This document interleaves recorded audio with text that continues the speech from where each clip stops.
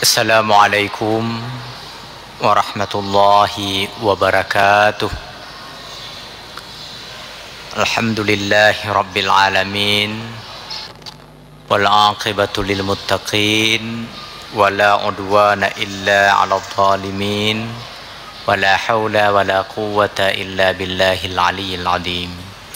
Asyhadu an la ilaha illallah malikul karim. Wa asyhadu anna Muhammadan abduhu wa rasulul amin.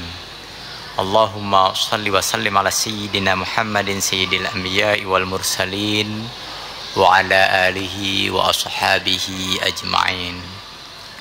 Ma'asyiral hadirin al muslimin, mari sama-sama kita memuji Allah dan bersyukur kepadanya atas limpahan rahmat dan karunia-Nya. Salawat beserta salam semoga disampaikan kepada baginda Rasulullah Sallallahu Alaihi Wasallam beserta para sahabat, para kerabat dan para tabi'in. Semoga Allah senantiasa memberikan curahan rahmat dan inayahnya kepada para ulama, para aulia, para syuhada, para salihin. Dan kita juga senantiasa berdoa semoga Allah selalu memudahkan urusan-urusan kita.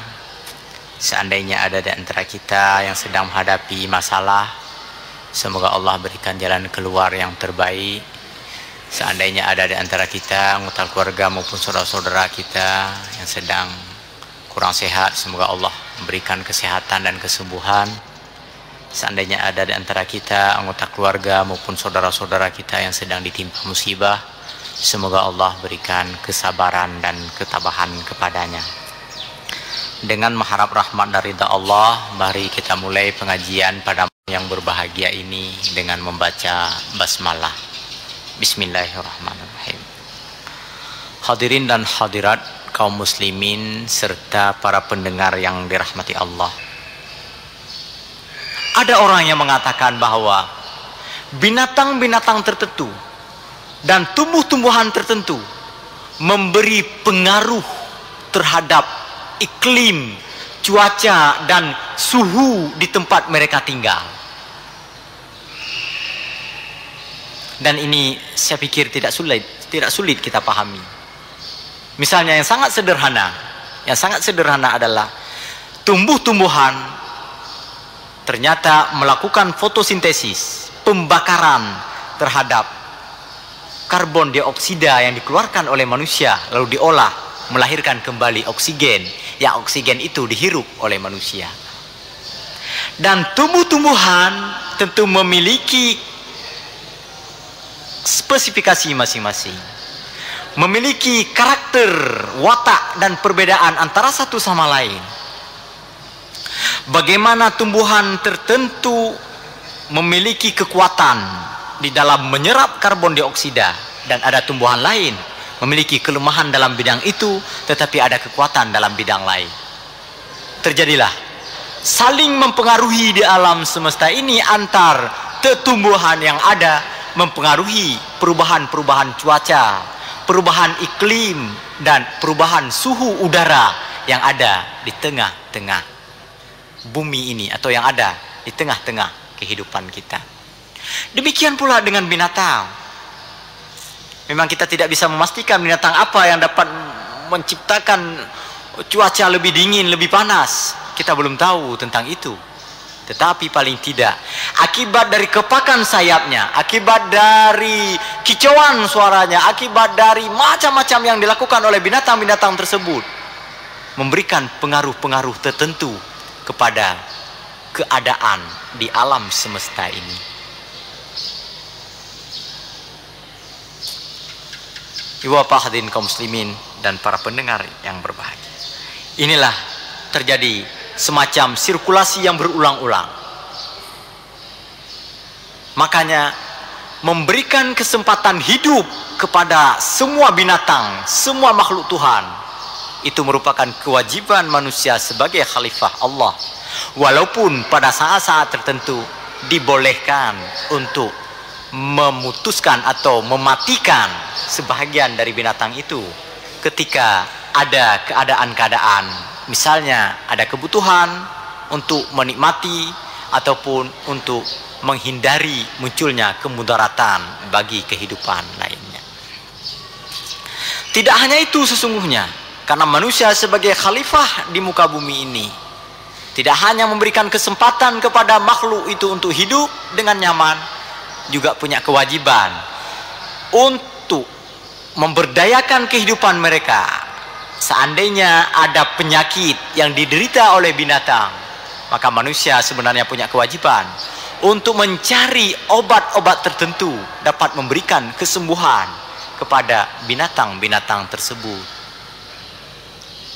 Walaupun secara alamiah banyak sekali binatang-binatang itu memiliki tingkat survivalitas yang sangat tinggi, tingkat pemeliharaan diri yang sangat tinggi terhadap berbagai penyakit yang ada di luar dirinya. Akan tetapi karena manusia memiliki keahlian dan memiliki kemampuan untuk berpikir, maka manusia tetap punya kewajiban untuk memantau perkembangan binatang.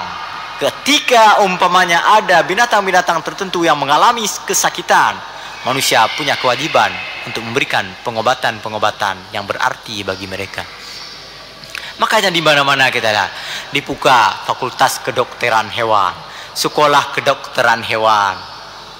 Itu tujuannya bukan hanya untuk mengobati ayam, bukan hanya untuk mengobati sapi, lembu, yang binatang yang dipelihara oleh manusia, tetapi juga di dalamnya diajarkan bagaimana cara untuk mengobati babi, mengobati harimau, mengobati buaya, dan sebagainya. Untuk apa itu diobati? Ya, agar seandainya binatang-binatang tersebut mengalami sakit atau mewabah penyakit-penyakit tertentu pada komunitas, pada populasi binatang itu, dapat diberikan obat sehingga tidak terjadi kemusnahan binatang-binatang tertentu yang hidup di alam. Sebab kemusnahan akan dapat memunculkan risiko-risiko yang besar tadi, ibarat memutuskan rantai-rantai kehidupan para binatang itu. Bapak hadirin kaum muslimin yang berbahagia, ini juga terjadi pada manusia, bahwa semua manusia memerankan fungsinya masing-masing, di mana fungsi-fungsi tersebut tak tergantikan oleh orang lain pada saat ia memerankannya. Tukang cukur, tukang pangkas itu memiliki keahlian yang tak tergantikan oleh supir. Supir memiliki keahlian yang tak tergantikan oleh polisi misalnya, oleh tentara, oleh bupati, oleh camat, oleh gubernur. Tukang yang memanjat kelapa itu juga memerankan fungsinya sendiri yang tak tergantikan oleh orang lain. Banyak orang bisa memanjat, tetapi tak semua orang bisa memanjat kelapa. Banyak orang bisa memegang gunting, tapi tak semua orang bisa memangkas rambut. Disitulah semua orang berfungsi di dalam perannya masing-masing, tak tergantikan oleh orang lain. Oleh karena itu, mengecilkan arti peran dan arti fungsi itu adalah sebuah sikap yang melawan hukum alam. Tidak hanya dia tidak menghormati orang lain, keberadaan harkat dan martabat manusia, tetapi orang seperti ini adalah pantengong karena tidak memahami bagaimana alam semesta ini berjalan. Terjadinya peredaran, terjadinya perubahan, terjadinya dinamisasi kemajuan di alam ini, di tengah-tengah kehidupan manusia ini, karena ada perbedaan fungsi kehidupan manusia. Coba kita membuat pengandaian, seandainya di dalam sebuah kampung, dalam sebuah masyarakat, semua orang menduduki fungsi yang sama, maka kampung itu tidak akan pernah mengalami kemajuan. Sebaliknya, karena di sebuah kampung itu bermacam ragam tingkah pola kehidupan manusia, berbeda-beda keterampilan dan keahlian mereka, maka terjadilah hubungan saling menguntungkan antara satu sama lain. Disitulah muncul kemajuan-kemajuan untuk menciptakan peradaban yang sangat berguna bagi kehidupan manusia. Dan yang menarik di sini adalah begitu maha agung Allah, begitu maha besar Allah. Setelah Allah berikan keahlian-keahlian itu kepada masing-masing manusia, maka mereka para manusia itu yang berbeda-beda fungsi dan perannya itu betul-betul sangat menikmati fungsi yang mereka perankan itu. Ketika ada upaya coba-coba dari orang lain untuk katakanlah mengalihkan peran dan fungsi itu, mereka merasa susah sekali meninggalkan peran yang dahulu.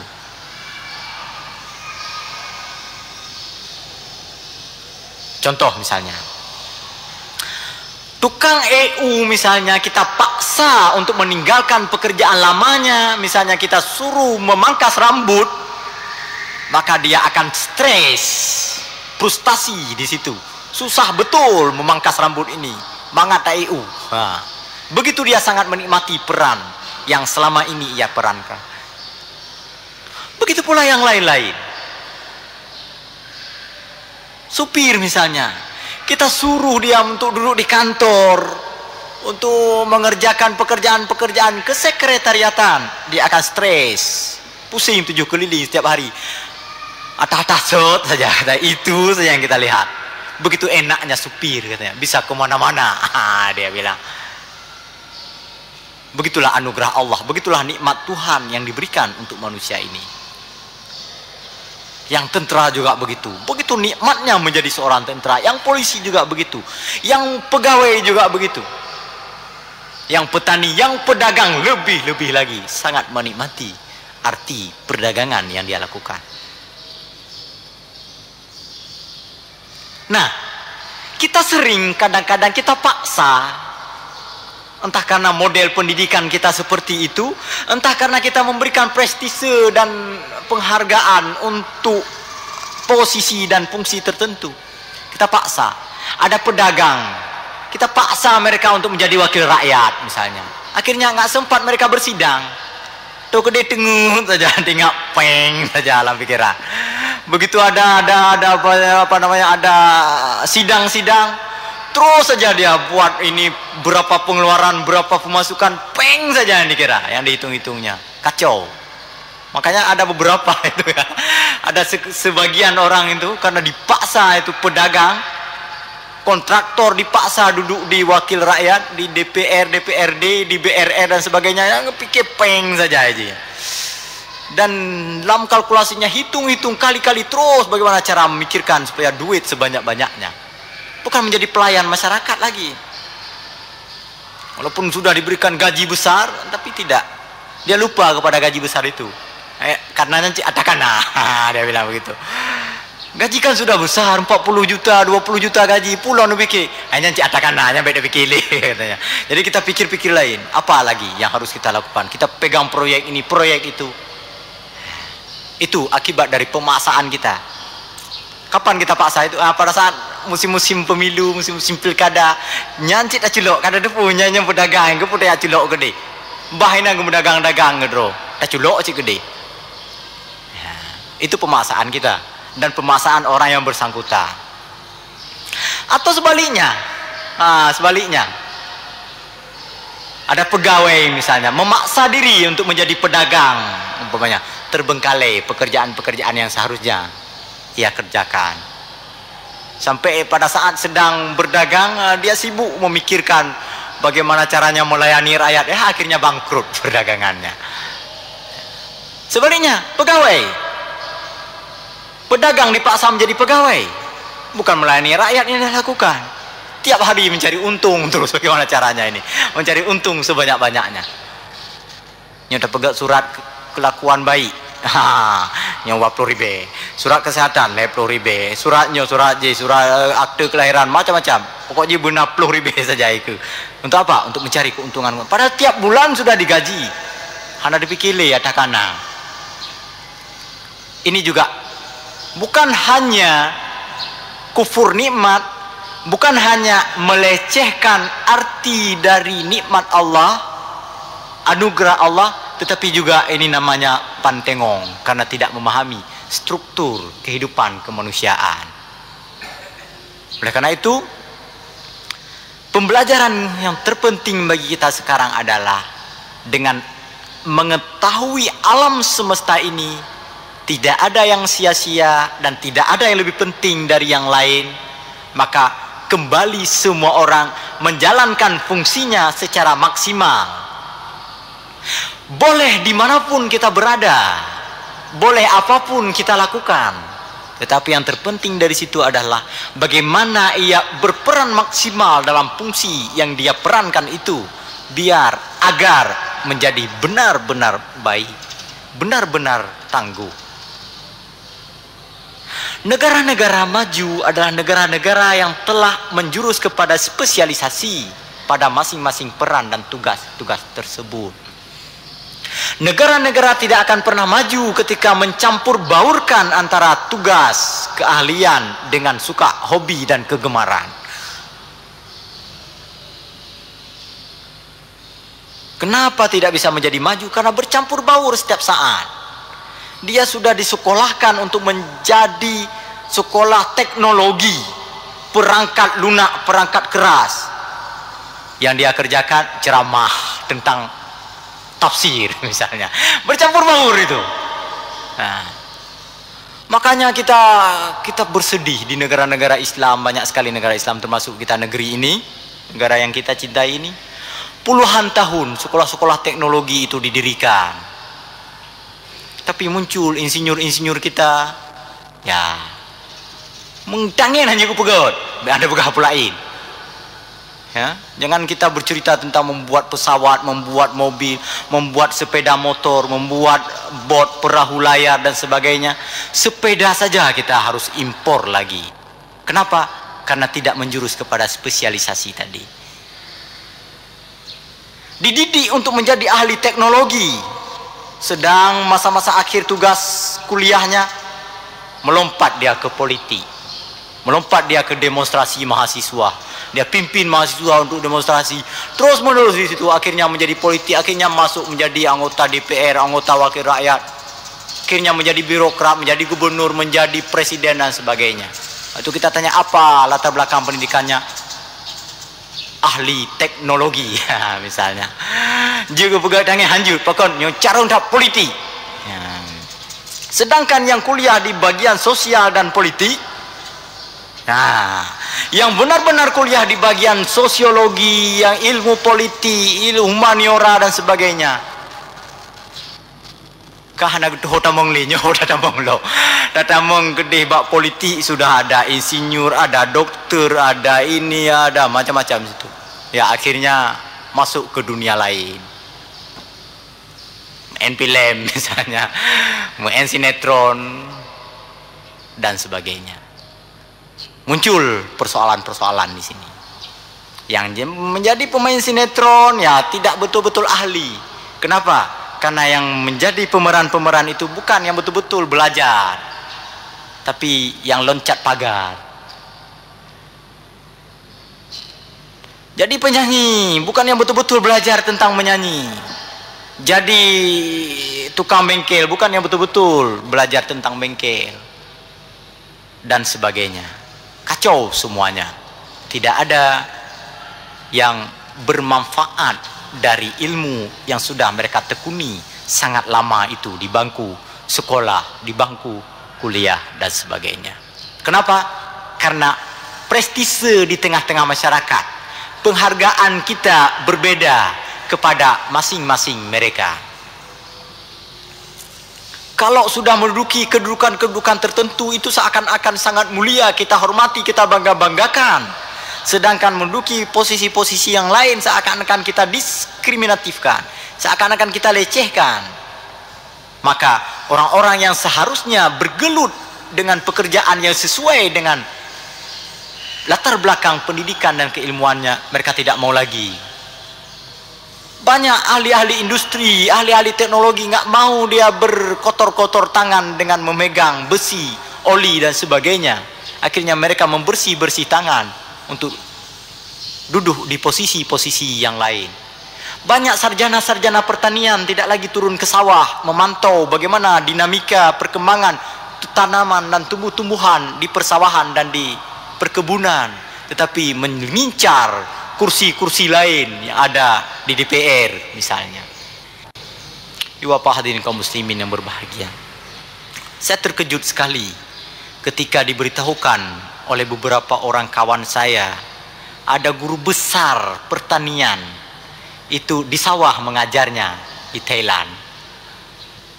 Di atas dangau itu, di Jambu, mereka masuk ke dalam sawah. Guru-guru besar pertanian, mereka masuk ke kebun-kebun, ke hutan-hutan belantara, digigit lintah, digigit pacat. Tapi mereka sedang mengajar di situ. Di dalam sawah-sawah itulah mereka mengajar mahasiswa-mahasiswa mereka bagaimana cara melakukan pembibitan, bagaimana cara melakukan pencangkukan tanaman, bagaimana cara mencari bibit unggul dan sebagainya. Begitulah keadaan mereka, sangat serius dalam menangani bidang yang dia perankan. Dan orang-orang itu diberikan penghargaan yang sama oleh masyarakatnya. Sama. Profesor bidang pertanian sama dengan profesor bidang politik, diberikan penghargaan dan prestise yang sama. Itu yang belum kita lakukan. Kalau kita dengar ada insinyur masuk sawah, pucuk insinyur lamblang lagu. Begitu kita katakan. Begitu misalnya ada insinyur teknik, sarjana teknik misalnya buka bengkel, buka bengkel pucuk sarjana teknik, kita katakan seperti itu. Padahal disitulah tempat yang mengembangkan diri, mengkreasikan diri. Dengan membuka bengkel, dia akan bisa merakit kendaraan model baru.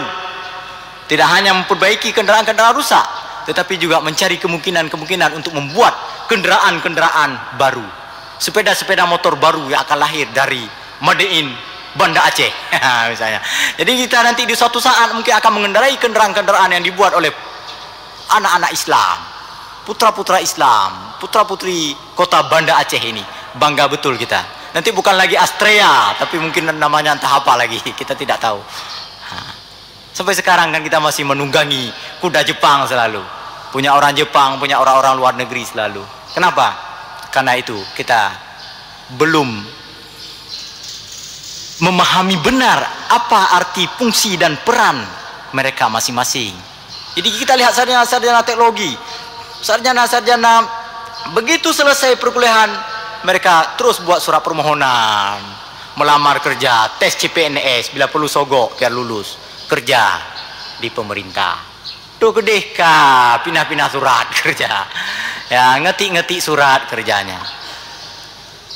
Kerja di Pemda, kerja di PU, kerja di sini. Padahal yang diperlukan tidak sebanyak itu.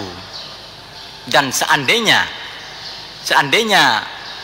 seseorang sarjana kita memiliki keahlian yang sangat potensial, itu justru mubazir ketika harus bekerja di lembaga-lembaga pemerintahan, di Pemda misalnya,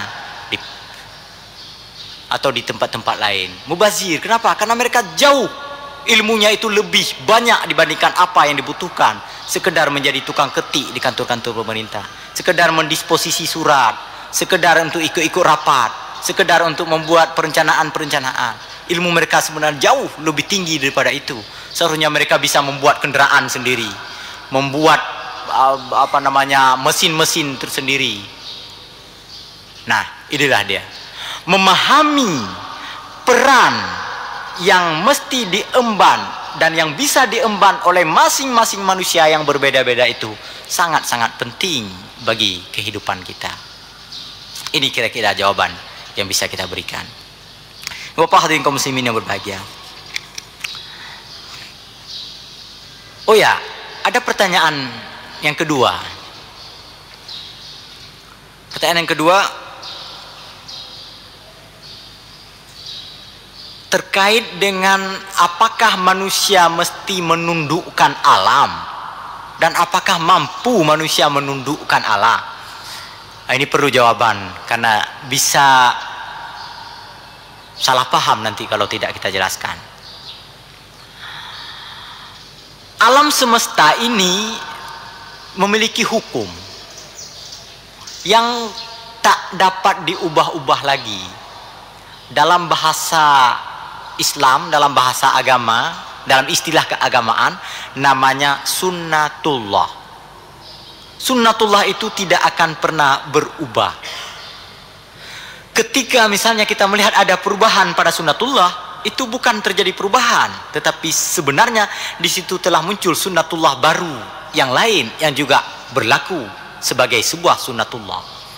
Misalnya begini, air mengalir ke tempat yang rendah. Tetapi kenapa orang-orang yang tinggal di lantai 2, di lantai 3 juga memperoleh air yang diambil dari sumur bor di bawah lantai 1 atau air PDAM, kenapa mereka bisa menerima air? Apakah sunnatullah sudah berubah? Tidak. Sunnatullah air yang akan mengalir ke tempat rendah tidak akan pernah berubah. Tetapi kenapa mau naik ke atas? Karena ada sunnatullah baru, yaitu pemompaan, pendesakan dengan menggunakan sirkulasi udara menekan air, lalu sehingga air itu tidak bisa turun lagi ke bawah. Disediakan pipa sehingga air tidak punya kesempatan untuk mengalir ke tempat lain. Lalu ia harus menuju ke ruang kosong yang dipompa oleh udara atau tekanan udara di bawahnya, sehingga dia terus mencari ruang yang paling kosong, yang paling mudah. Naiklah dia air itu ke atas. Sunnatullah air yang mengalir ke tempat rendah tidak akan berubah, karena ketika sampai di atas dia akan terus mencari lagi. Dia akan turun kembali. Kemana bisa turun? Lalu dibuat sunnatullah baru, bak penampungan, sehingga air tidak bisa mengalir ke tempat lain atau ke bawah lagi. Itu juga sunnatullah baru berupa bak yang dapat menampung, menghambat air mengalir lagi ke tempat yang lebih rendah. Itu saja yang terjadi. Nah, apa makna manusia menundukkan alam? Maknanya bukan manusia mengubah sunnatullah itu. Bukan misalnya pada saat hujan lalu kita halang-halangi, kita cegah agar hujan tidak terjadi. Itu bukan itu yang kita maksudkan. Misalnya pada saat matahari begitu terik, begitu panas, lalu kita lakukan sesuatu supaya terjadi mendung. Tidak, bukan itu yang dilakukan oleh manusia. Yang mesti dilakukan oleh manusia adalah ketika misalnya hujan turun terus-menerus, bagaimana manusia mensiasati hujan yang turun terus-menerus itu? Mensiasati maksudnya, jangan sampai air hujan yang begitu banyak itu dapat menimbulkan kesengsaraan kehidupan umat manusia. Makanya apa? Manusia belajar. Misalnya dia tahu bahwa ada tanaman-tanaman, ada pepohonan yang dapat menyerap air. Dia tanam tanaman itu, dia pelihara dengan bagus, jangan ditebang. Lalu setelah itu apa? Membersihkan selokan-selokan, meninggikan bagian-bagian perkampungan, merendahkan bagian-bagian penyerapan air, membuat situ, daerah-daerah penyerapan, dan sebagainya. Sehingga air-air itu tidak menimbulkan kemudaratan. Seperti sekarang ini misalnya hujan sangat lebat. Bagaimana kita mensiasati agar air itu tidak menimbulkan kemudaratan? Itu minimal, bapak-bapak, ibu-ibu. Yang maksimal lebih daripada itu. Bagaimana kita mensiasati agar hujan yang turun itu betul-betul bermanfaat, bermakna bagi kita? Kita siapkan penampungan misalnya, kita buatkan penyerapan di bawah tanah, sehingga tanah senantiasa menjadi subur, dan sebagainya. Sehingga air tidak hanya turun, hanya numpang lewat di pekarangan kita, lalu hilang kembali. Tidak hanya itu, tetapi bagaimana hujan yang turun itu bisa kita tampung, lalu kita manfaatkan untuk keperluan-keperluan kita, untuk menyirami tanaman dan sebagainya. Atau kita jadikan kita simpan sebagai cadangan, nanti ketika musim kemarau air itu dapat kita manfaatkan secara baik. Jadi begitu. Demikian pula dengan panas matahari. Kita sebagai manusia bukan berarti menutup matahari dengan awan, dengan alat, dengan segala macam agar tidak terlalu panas, bukan itu. Tetapi yang kita lakukan adalah mensiasati bagaimana matahari yang sangat terik panas itu tidak menimbulkan kemudaratan kepada kita. Ya, kita bikin rumah, kita tanam tanaman pepohonan yang hijau, supaya angin agak sejuk dan sebagainya. Dan yang lebih penting daripada itu adalah bagaimana cahaya matahari yang sangat tinggi itu mengandung energi yang sangat dahsyat. Bagaimana kita dapat menampung energi yang dahsyat itu lalu kita simpan, kita manfaatkan sebagai energi alternatif untuk dapat menghidupkan mesin, untuk dapat menjalankan roda, untuk dapat bermanfaat bagi kehidupan kemaslahatan manusia. Dan itu memang sangat-sangat mungkin dilakukan.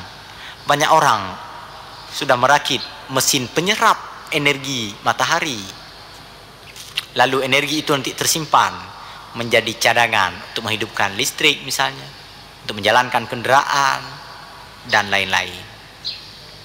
Dan itu mesti difikirkan oleh manusia agar manusia tidak hanya pasrah total kepada alam. Kepasrahan kepada alam adalah bentuk ketercelaan, ketergantungan diri yang berlebihan kepada alam semesta juga menjadi sebuah ketercelaan. Sebaliknya, memanfaatkan alam semesta itu adalah suatu sifat yang sangat-sangat terpuji.